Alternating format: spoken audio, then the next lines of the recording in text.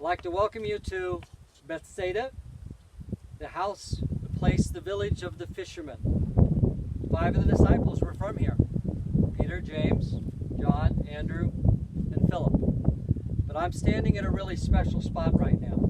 In fact, this is called the house of the fishermen.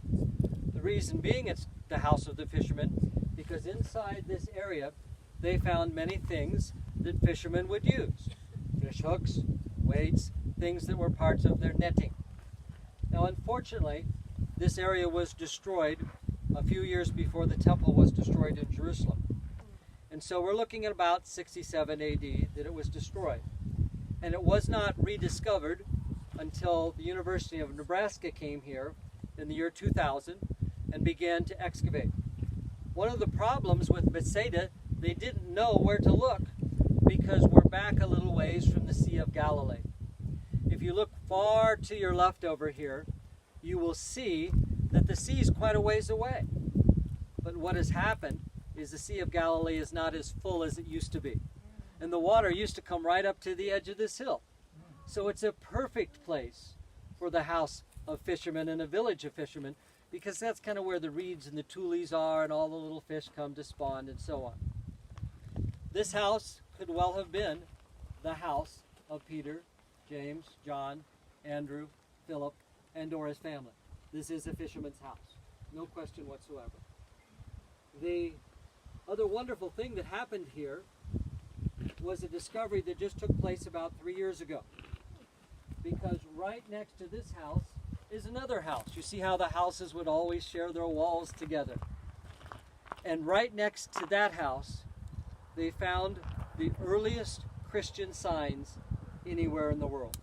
They date to about 50 AD. Modern archaeologists believe that that house may well have been the first Christian church in the history of the world, or at least the first one they've discovered. So it's kind of a special place. I remember the first time I went there, and they had some Christian signage on the walls, some icon things on the walls, iconography that helps you to understand that that was a place of worship as well as a house. And you've heard of house churches. That was common, certainly, in the days of the apostles. So this is a special place.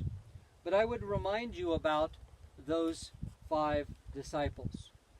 Their original occupation was what? Fishermen. They were fishermen. Did they end up as fishermen? Yeah. Oh, be careful how you answer, because Jesus made them fishers of men. When I come to this spot, it reminds me of a place of calling. Jesus called them to leave their fishing nets over there in the Sea of Galilee, but to become fishers of men. And God has called each one of us, hasn't He? Maybe to be a different type of fisher of men in different vocations, perhaps. But every one of us as Christians are called to be witnesses for Him, to share Him, to share the good news that the world so desperately needs to hear.